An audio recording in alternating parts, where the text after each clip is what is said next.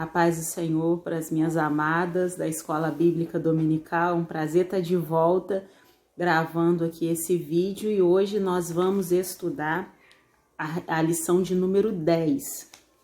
Uma igreja inspiradora. Essa lição vai falar da igreja de Tessalonicenses. No versículo-chave vai dizer: pois quem é a nossa esperança ou alegria, ou coroa em quem exultamos na presença do nosso Senhor Jesus e na sua vinda? Não sois vós? Uma igreja inspiradora. Por que o autor da lição ele decidiu colocar esse tema com respeito à igreja de Tessalonicenses? Porque é claro, né, nos versos que Paulo ele estava feliz, ele estava satisfeito com os resultados de um trabalho muito duro, muito árduo que ele teve que fazer, que ele teve que ter com respeito à implantação de igrejas. Nós sabemos que naquela época a igreja ela passava por uma grande perseguição.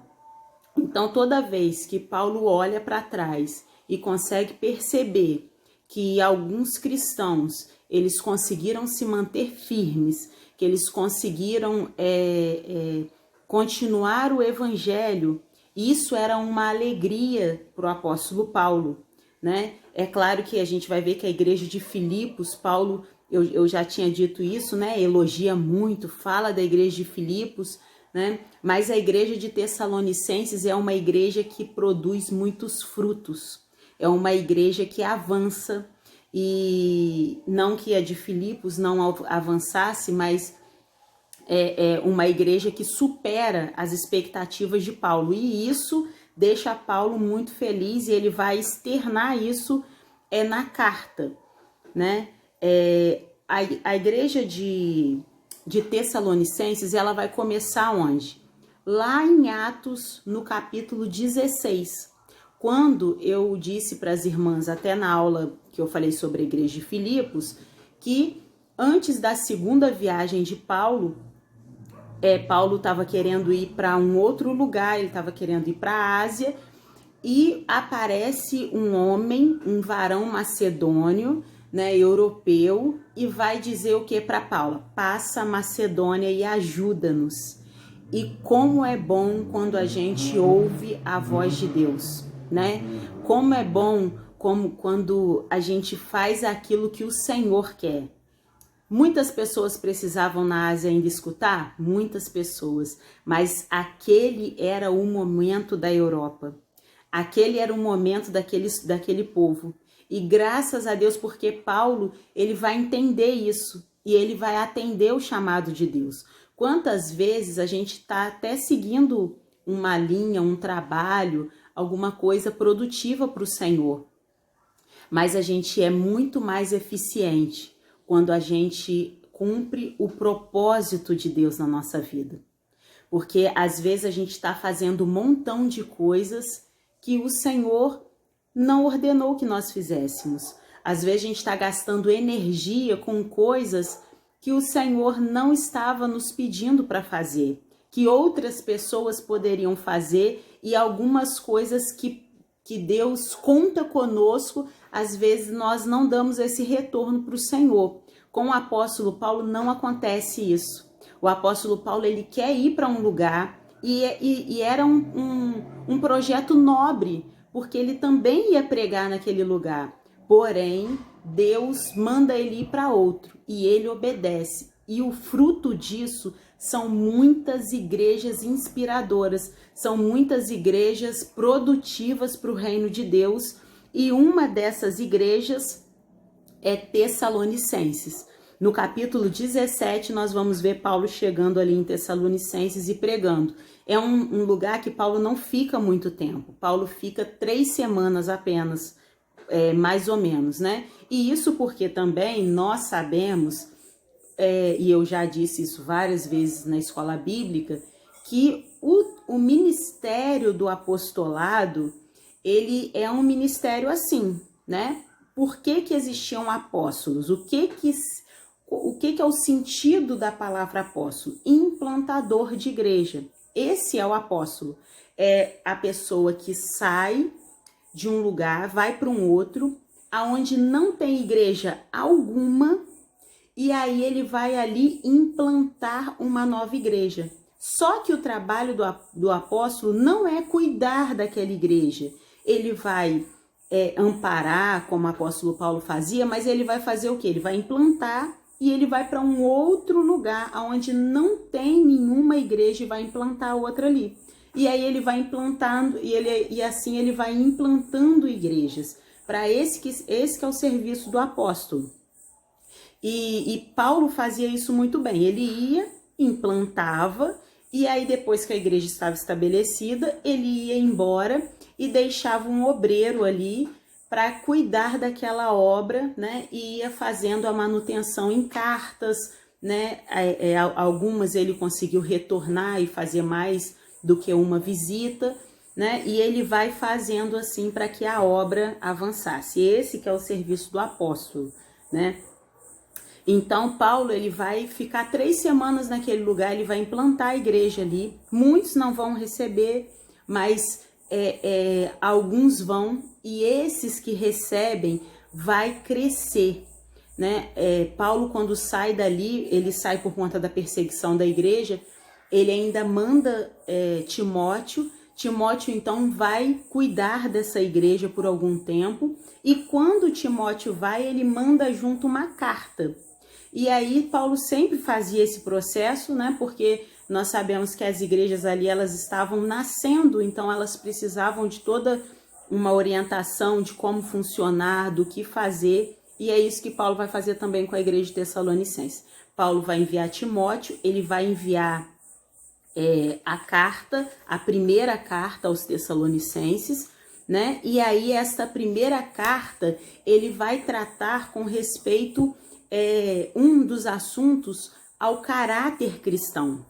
Naquela época existia um grupo, né, de charlatões lá, de aproveitadores da fé, e essas pessoas, elas faziam o quê? Elas vendiam para a igreja produtos que eram capazes de curar enfermidades espirituais.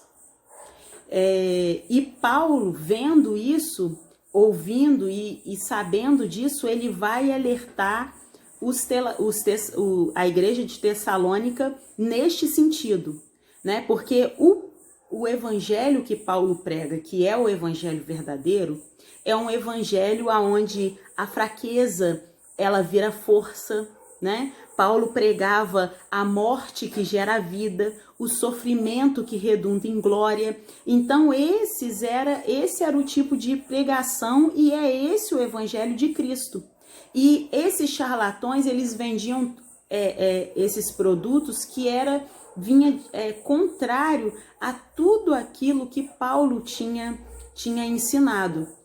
E aí Paulo vai trazer nessa carta isso, que os cristãos, eles precisavam de ter um caráter firmado em Cristo, para não cair nessas situações, né? Não cair nesse evangelho de facilidades. E aí parece que Paulo está falando com a nossa igreja de hoje, né? A igreja do Senhor na terra de uma forma geral, porque nós precisamos entender também que a gente precisa se preocupar nos preocupar com esse evangelho de muitas facilidades, né? Eu posso ficar como eu estou, eu posso fazer o que eu quero, o meu corpo, minhas regras, a vida é minha, ninguém tem nada a ver com isso, né? A gente precisa de se preocupar muito com esse tipo de evangelho que nós estamos envolvidos. Nós somos servos do Senhor, representantes de Cristo, então as pessoas, elas têm sim, né, a ver com a sua vida, porque a sua vida precisa refletir a vida de Cristo, e elas têm a ver com a vida de Cristo. A vida de Cristo foi feita para conquistar essas pessoas, e a partir do momento que o nome de Cristo é envergonhado através da nossa vida, tem a ver sim. Nós precisamos entender isso. A igreja, muitas vezes vive de uma forma como que se ninguém tivesse nada a ver com isso, né? E essa não é a postura da igreja. A postura da igreja é um caráter cristão transformado. É uma igreja que vive não de facilidades, que entende que Deus aperfeiçoa, o poder dele se aperfeiçoa na nossa fraqueza.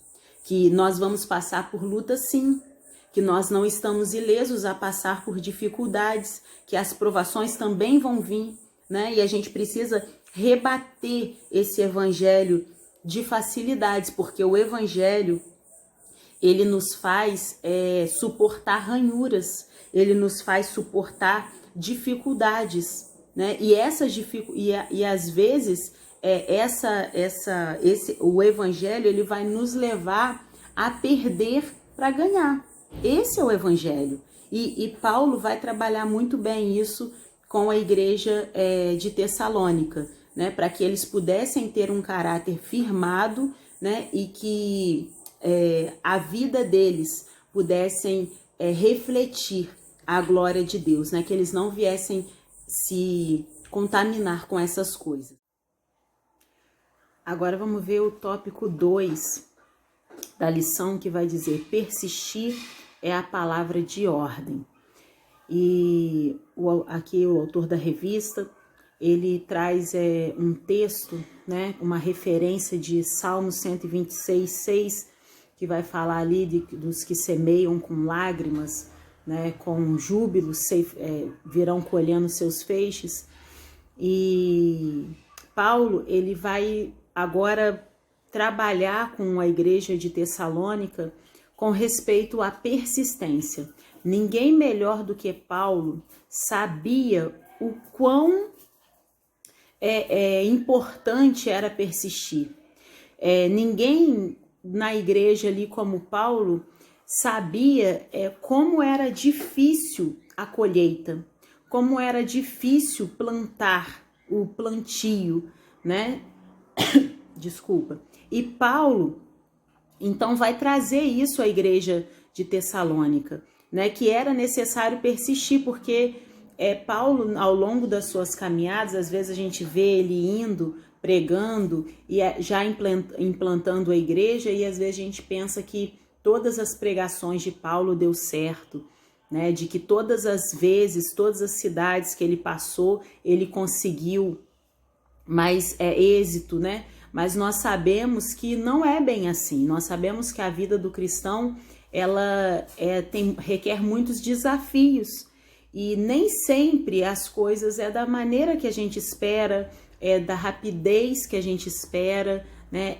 No ritmo, no time que a gente espera, né? De repente você tá aí pensando e quase desistindo, porque você tem semeado e não tem visto frutos, não tem visto resultado, né? Persistir é a palavra de ordem, persistir é a palavra do momento. A gente precisa persistir. O plantio é fácil? Não, o plantio não é fácil. Arar uma terra endurecida, que não recebe, incapaz de absorver água, é fácil? Não é fácil. Às vezes a gente leva a palavra para alguém e percebe um coração endurecido. E aí você acha e aquela pessoa, ela não responde alguns estímulos nossos com respeito à pregação, e muitas vezes a gente pensa, será que sou eu? Será que é a palavra? Não, é porque o coração, ele está endurecido demais para absorver uma água, e ele precisa ser arado, ele precisa ser trabalhado em oração, em persistência da minha parte, da sua, porque não é fácil. Imagine uma pessoa no campo, né? Para arar uma terra debaixo de um sol quente. É fácil? Não, não é fácil, né? Tem limitações, mas nós não podemos desistir.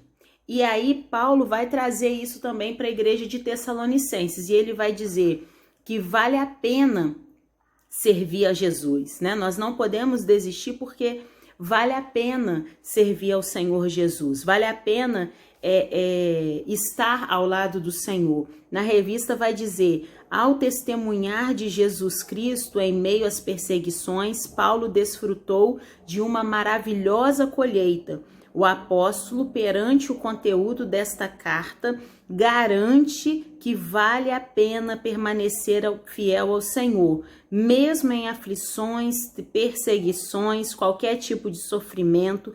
A perseverança dele trouxe frutos de alegria e realização. E é isso que ele vai colocar na carta, né? Que vale a pena. Com o próprio testemunho dele, ele vai dizer que vale a pena o esforço, né, do semear. E a outra coisa que ele vai demonstrar é a alegria da colheita, né? Se a gente planta, irmã, se você tem plantado, tenha certeza que você vai colher. Né? Às vezes a gente acha que não vai dar certo, que não vai acontecer, mas sempre vai haver frutos, você vai conseguir ter êxito no seu trabalho. Os crentes tessalonicenses, forjados na fornalha da tribulação, herdaram o caráter firme do seu pai, né? Então, eles sabiam que ia ser duro, mas que vale a pena a colheita. Eles sabiam que eles iam passar por perseguições e às vezes, irmãs, nós achamos que a nossa igreja hoje, que a igreja brasileira é perseguida. A gente não sabe o que é perseguição. Muitas pessoas falam, mas a igreja é perseguida. Não, nós vivemos em liberdade, a gente pode entrar e sair do culto, a gente pode fazer ar livres, a igreja não é perseguida. Nessa época a igreja era perseguida, os cristãos eram queimados em praça pública, eles pagavam com a própria vida, eram decapitados, né? Perdiam as suas cabeças. Nessa época eles passavam por perseguição, mas eles foram forjados no caráter por Paulo, né? Que também sofreu perseguições e eles sabiam que a colheita vem, né? A igreja, ela não para, ninguém pode parar a igreja, tanto que nessa época foi a época que a igreja mais cresceu, foi a época da perseguição. Foi a época onde eles estreitaram tudo, eles fecharam e a igreja fez o quê? Expandiu. E eles não conseguiram parar mais a igreja do Senhor. Por quê? Porque vale a pena, né? A colheita, ela sempre vai ter. Sempre a gente vai alcançar resultados. Às vezes a gente nem imagina os resultados que nós alcançamos quando a gente fala de Jesus para uma pessoa num ponto de ônibus, num banco, esperando uma fila de banco, num hospital. Às vezes a gente não tem ideia do que aquela palavra pode causar na vida daquela pessoa. De repente você nem encontre mais com aquela pessoa, mas ela vai saber que um dia ela encontrou um servo, uma serva de Deus, que deu a ela uma palavra e mudou, né, a vida, mudou a história dela. Terceiro ponto, cuidando dos frutos, né? Aqui ele vai falar, vai usar o termo, o modus vivendi, né? Essa frase, ela tá em latim e ela quer dizer o modo de viver e de conviver. Porém, não é um conviver de qualquer jeito, e sim entrar em acordo para conviver. A expressão andai de modo digno vai aparecer em quatro cartas do apóstolo Paulo: Efésios, Filipenses, Colossenses e Tessalonicenses, né, que é a carta que a gente está estudando.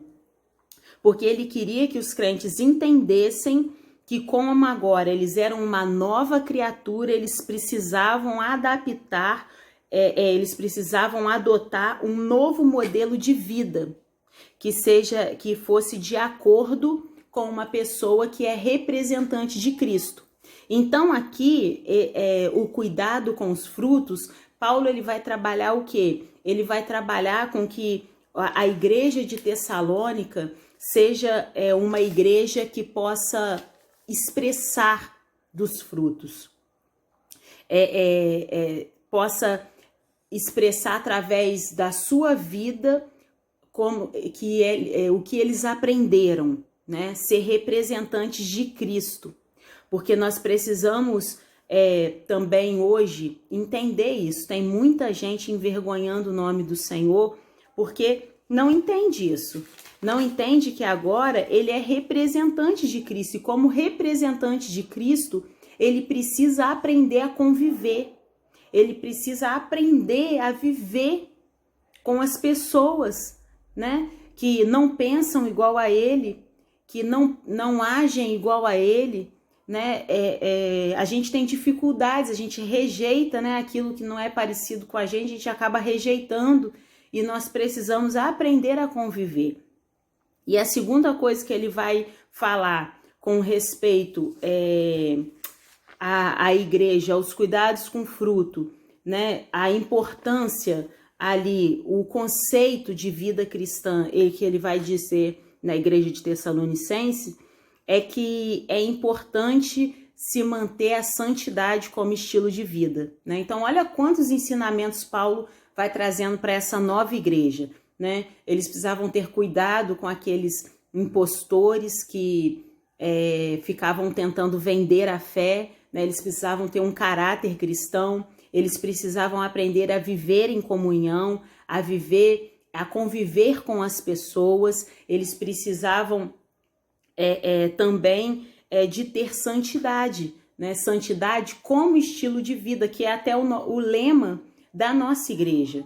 Né? O que é, Camila, santidade como estilo de vida? Porque às vezes a gente quer ser santo em alguns momentos, mas aquele momento que ninguém está vendo, eu não sou santo mais. Mas a gente precisa aprender a ter a santidade como estilo de vida. Paulo vai dar algumas maneiras de manter uma vida em santidade, né? Ele vai dizer: guardar o corpo das práticas sexuais ilícitas, né? Que é santidade no corpo, em amar o próximo, acatar e honrar a igreja, a liderança da igreja, viver em alegria e gratidão perene, que é a santidade na alma, né? Vivendo em oração, mantendo a sensibilidade do espírito e finalmente rejeitando toda a forma de mal que ele vai citar, né? Paulo ele vai dizer ali que nós precisamos cuidar do nosso corpo, da nossa alma e do nosso espírito, e a gente precisa aprender isso, a ter santidade no nosso corpo, na nossa alma e no nosso espírito. Porque tem muitas pessoas que têm o corpo santo, né? Então, às vezes ele se veste como um santo, às vezes ele se priva de estar no meio de pessoas porque ele não pode, ele é santo, só que a alma dele não é santa. Então, ele não controla a língua e aí acaba falando de todo mundo, não tem um caráter de cristão, né? Só mantém uma aparência de santidade no corpo. E aí Paulo vai falar, é no corpo, na alma e no espírito.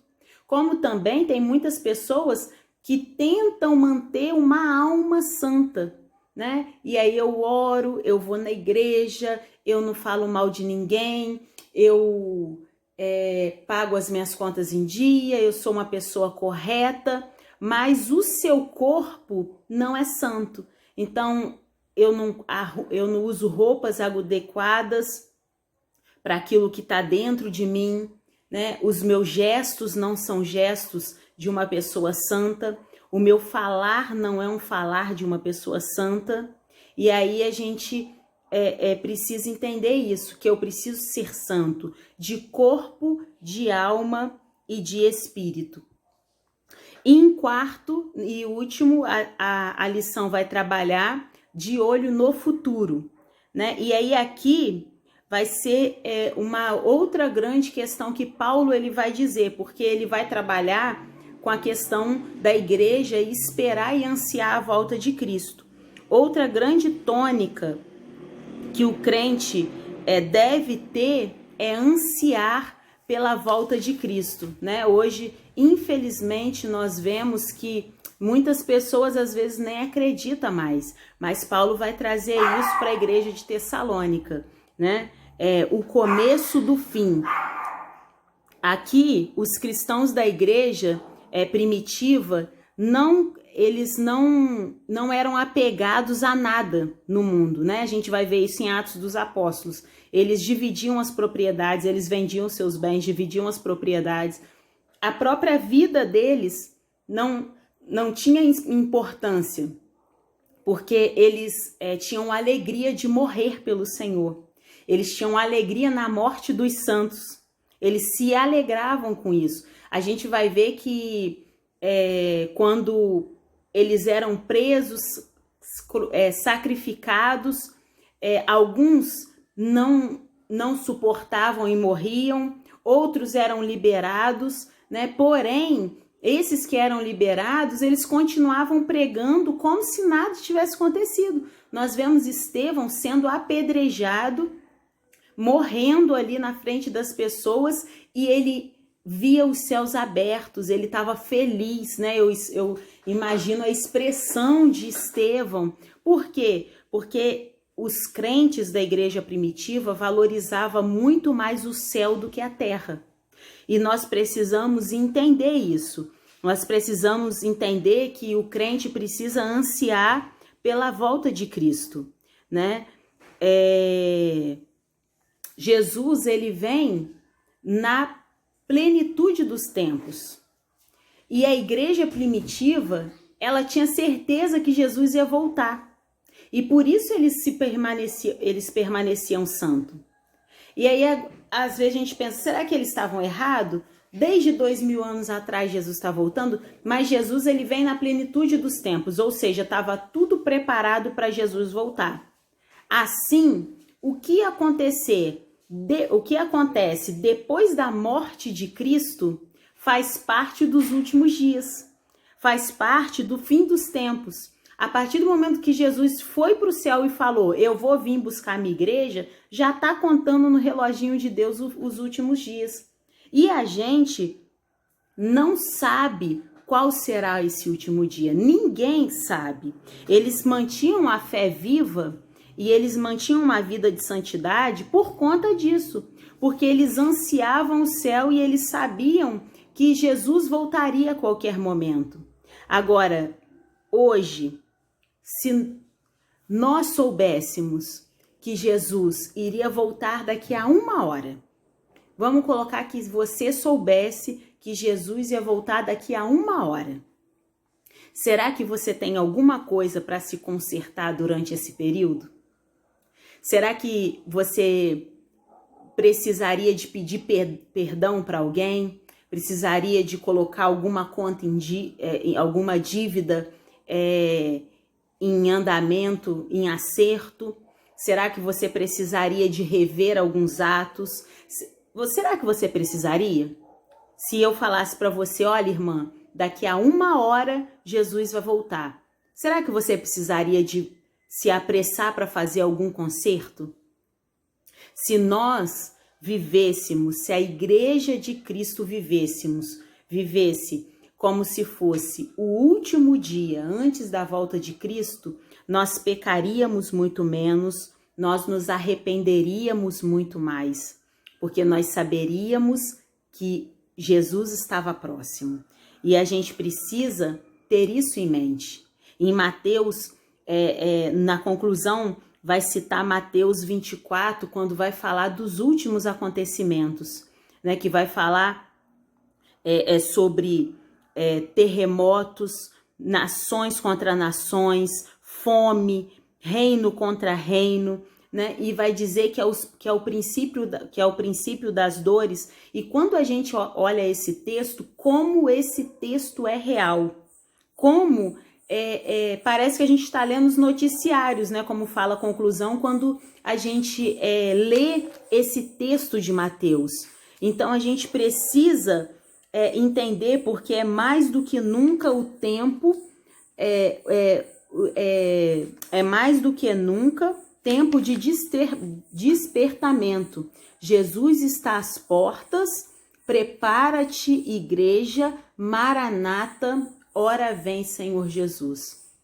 Jesus está à porta. E se ele voltasse daqui a 1 hora, o que você teria que se consertar? Será que eu precisaria me consertar? Nós precisamos pensar mais no futuro. Nós precisamos pensar mais no céu do que na terra. Eu falo isso sempre na escola dominical, nós estamos muito terrenos. Nós nos prendemos muito às coisas desse mundo e a gente tem que começar a olhar para o céu. E Paulo vai trabalhar isso na igreja de Tessalonicenses. Uma igreja forte que estava dando frutos. Paulo vai vir para falar, olha, vocês precisam lembrar de ter um caráter cristão. Vocês precisam lembrar que vale a pena servir a Jesus, que o plantio não é fácil, que não é fácil muitas vezes a semeadura, mas a colheita é certa e a alegria na colheita. Vocês precisam aprender a conviver juntos, vocês precisam aprender a entrar em acordo, né? E aprender a conviver, isso tanto irmão com irmão, como com os ímpios, como com os outros, né? Ele vai dizer, vocês precisam ter santidade como estilo de vida, e não santidade no corpo, santidade só na alma, santidade só no espírito, não. Vocês precisam, como ele disse em 1 Tessalonicenses 5, vocês precisam ter santidade no corpo, na alma e no espírito. E por fim, vocês precisam aprender, precisa estar embutido na mente de vocês, que nós precisamos estar na terra, mas olhando para o céu. Nós precisamos ansiar pelo fim. Nós precisamos nos preocupar com o fim, porque Jesus está voltando e nós precisamos estar preparados. Isso, minha irmã, todos esses ensinamentos de Paulo, como que ele vale para a nossa igreja de hoje, né? Como ele vale para a minha vida, para a sua vida. Nós precisamos aprender a ter um caráter cristão, uma vida com propósitos diante do Senhor, para que nada venha nos desviar. Nós precisamos aprender a conviver, a entrar em acordo, né? A viver com as pessoas. Não pode ser aquela pessoa que ninguém gosta de estar perto, né? Aquela pessoa enjoada, aquela pessoa que fala mal de todo mundo. Nós não podemos ser assim, nós somos cristãos e como cristão a gente precisa que o mundo veja isso em nós, que as pessoas vejam isso em nós, porque nós estamos aqui como representantes de Cristo.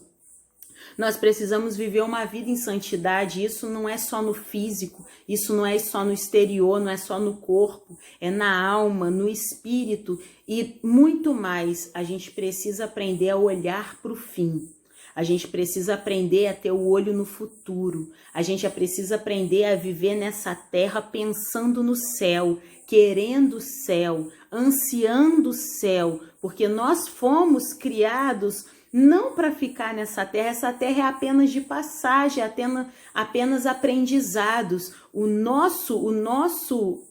A nossa morada, ela é celestial, ela é eterna.